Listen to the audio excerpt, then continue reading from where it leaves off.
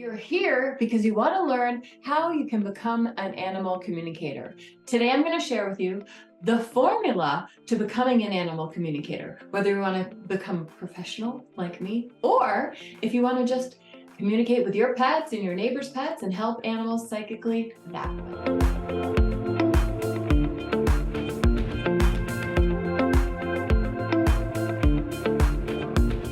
Hi, my name's Danielle McKinnon. I'm an animal communicator. That means pet psychic. And today I'm going to share with you the path that I took to become an animal communicator. I've been an animal communicator for we'll just say more than 20 years now. And when I started, there wasn't anybody out there like me who could kind of show you the steps, show you the way so that you could become confident, so that you could feel good about connecting with your pets or your friends and family's pets, or so that you knew, well, how do I even go about starting a business in this? So let's get started. All right, first, let's make sure we're all on the same page about what an animal communicator is. So an animal communicator is a person who can connect psychically with all animals. That means they don't have to see the animal. They're not observing the animal to do this. They're connecting telepathically with the animal. Now, animals communicate with one another psychically all the time. And learning to do animal communication is actually just the act of relearning what we all knew how to do when we were born. We were all born with intuition intact. And as we grew up, as we grew older, by the time we got to like the age of 5, we all pretty much shut down our intuition, except those of us who were unsuccessful at that and kind of grew up thinking they were like weirdly super sensitive and why didn't they fit in with everyone else? Like me, I was one of those people. So an animal communicator has rediscovered their innate intuition, and they've learned how to use it to connect intuitively with animals. Animals are always sending us intuitive messages. So when we want to connect with them intuitively, we have an open receptor in the animal. The animal's like, yes, please, let's talk in this way.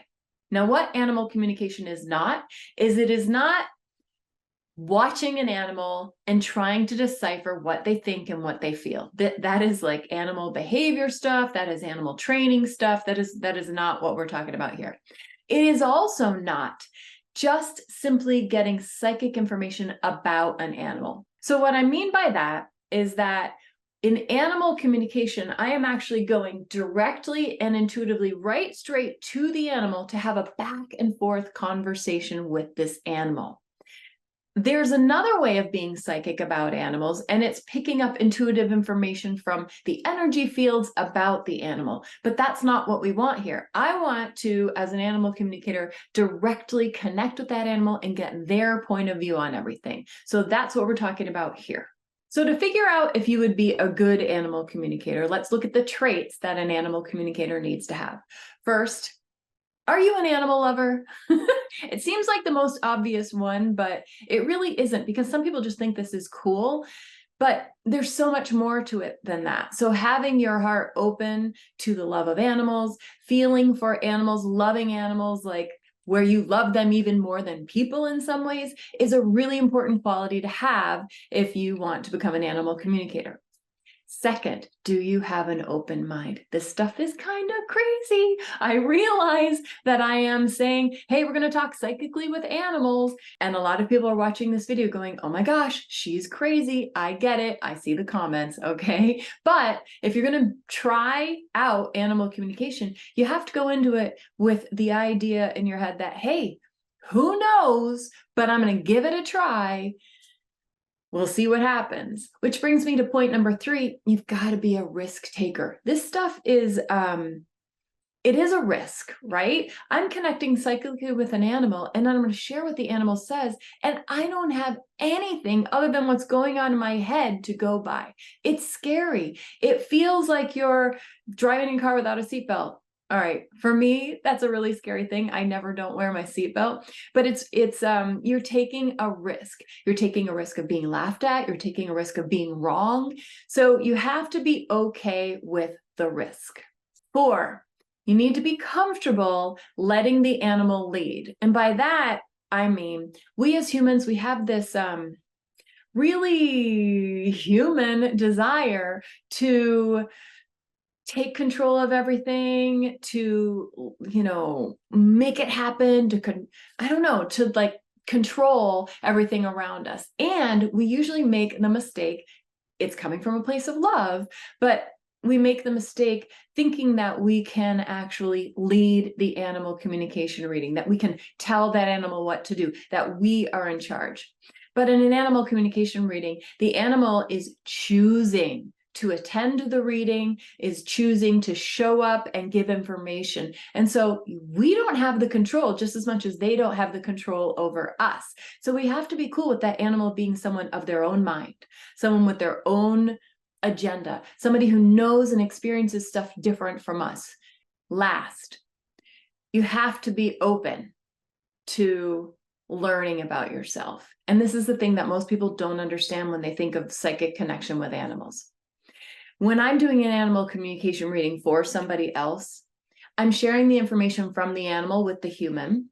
And sure, that animal is helping that human learn, grow, and evolve, and they're getting deeper in their relationship, and all this stuff is happening. But I am also learning about myself. That animal is so spiritually connected that animal is able to deliver information that both helps that person and deepens their relationship and helps me learn as well.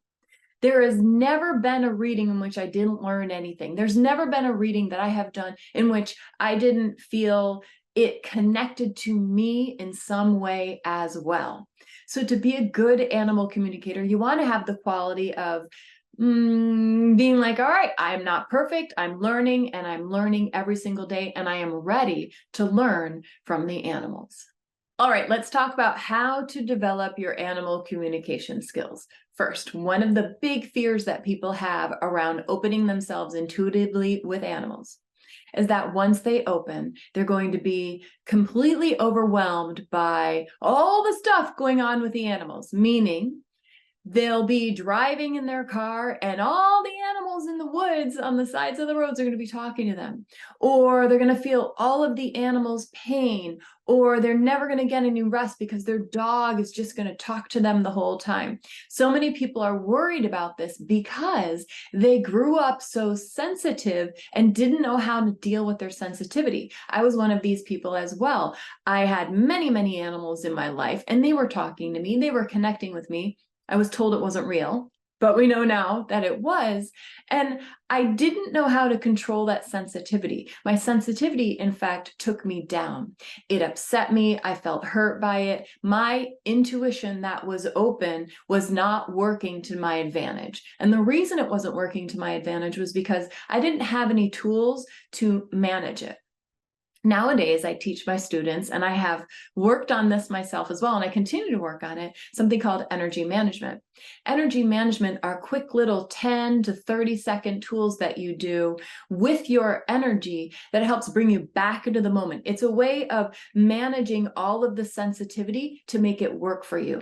And through my energy management techniques, I've been able to turn my sensitivity from something that took me down and gave me depression and panic attacks and made me feel like I didn't belong in the world to something that is now what I would call my superpower, being intuitive, being psychic, being connected to animals in this way, and being able to connect with my students so that I can help them be better animal communicators. So if you're worried about this thing called psychic overwhelm and what's it going to be like when you open, you don't need to, as long as you learn energy management techniques like the ones that I teach. I have plenty on my YouTube channel. I have plenty on my website. And even more in my Be Open community. So check any of those places out. They're always called energy management techniques. But when you start to get a toolbox of these together so that you can kind of be like, oh, you know what, I need to feel like I'm in the zone. I'm too scattered right now, or I'm questioning my decisions all of the time, and I don't know, I'm not feeling good about myself right now. That's when you do your energy management. And if you have a whole toolbox of these tools, you can pick out one, try it. Did it work? Yes. Awesome. Did it work all the way? No, I'm going to add another one on top of that. So it really gives you a way to bring yourself into the present moment feeling really good so that you can do your communications with animals more easily. So in order to develop your animal communication skills, you have many different methods that you can choose from. There are books, there are classes, there are videos. It's what works best for you. I'm going to talk about a couple of those ways right now so that you can start to get a feel for kind of how they work and what you're going to get out of each way. There are a lot of different ways to learn animal communication. One of those ways is through books. The first book that I would recommend is actually my Animal Lessons book, which helps you deepen the relationship with your pet and understand how our animals are always teaching us. When you have the animal, it's basically an animal soul contract. When you have that as your foundation, it makes it a lot easier to learn animal communication. So I would start there. Next, I would always suggest that you give it a try in an environment that is safe. And what do I mean by that? I mean, this is scary, crazy stuff, right? This is stuff that feels awkward and weird, and who knows who's going to be okay with it.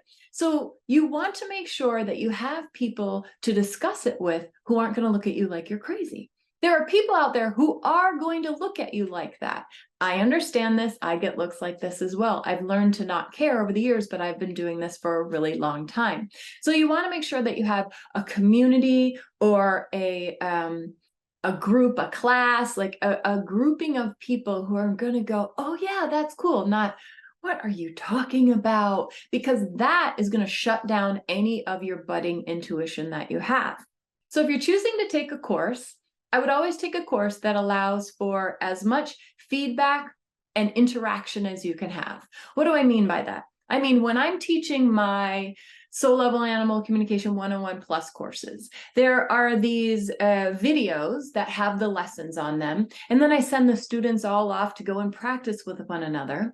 So they're getting feedback with each other, which is what I just talked about. But then there's also a way for the student to ask me questions and to ask my teaching assistants questions, meaning like something's not working, you're getting hung up on something, you're worried about something, no big deal. You have access to the teacher to really dial in on what is challenging you. It is very hard to learn animal communication in a black hole, right? You need to be able to get feedback back. You want to be able to know that when you connected with this animal and you saw that red ball, that dog does have a red ball. Or you want to be able to ask me or your teacher, whoever it is, about why whenever you connect in, do you get this feeling in your stomach? Or why do you keep falling asleep when you're doing this technique, or whatever it is? So you want to set yourself up for the greatest success. Books are good as a start, but then people, community, and a way to get feedback, this is what's going to dial in your practice. And the thing that's going to do the very best for you is exactly that. It is practice. The more you practice, the more opportunity you have to learn that this made sense, this didn't make sense. You were totally on target here and you went off here. And why? When I teach my students, I love looking at, oh, wait, this doesn't make any sense, but I can see that truth in there, and we can figure out what that bit of information they received was and why they suddenly made it go over here where it didn't make any sense. You need to work with somebody who can help you feel good about what you're doing and find the good in everything that you're doing with animal communication. Now, if you're looking to learn animal communication and you also are thinking you might want to get certified, I have several ways that you can go about that. Well, not several, I have two. I have two. So the first way is this.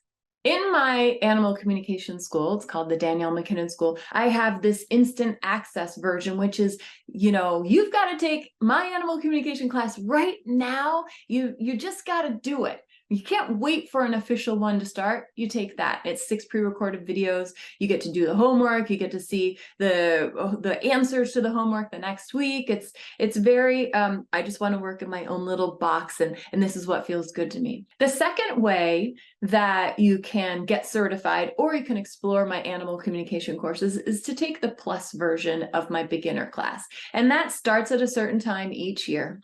And it has live webinars, combined with the pre-recorded lessons, combined with practice and play webinars, combined with Q&As with me, combined with a group forum, and intuitively we're pairing people up to have practice partners. It's basically like all the support, all the connection, and all the feedback you could ever want. This is a scary thing to do. And so I needed to figure out a way to, how can I hold people's hand enough to get them through that fear? In my school, I have 2 beginner level classes, 101 and 102, that contain the pre-recorded videos. And then after that, if you're looking to get certified as a soul level animal communicator by me, I have 2 higher level courses that are required as well to become certified by me. If you're interested in learning more about that, you can go to my Danielle McKinnon website and see all of the stuff that's there. Whether you take one of my soul level animal communication classes, whether you take it for fun or you take the classes because you want to become one of my certified practitioners, the biggest piece I want you to take away from this moment is that you can do this. We're all born with this skill. It's not, can you do it? It's more like, how are you going to do it?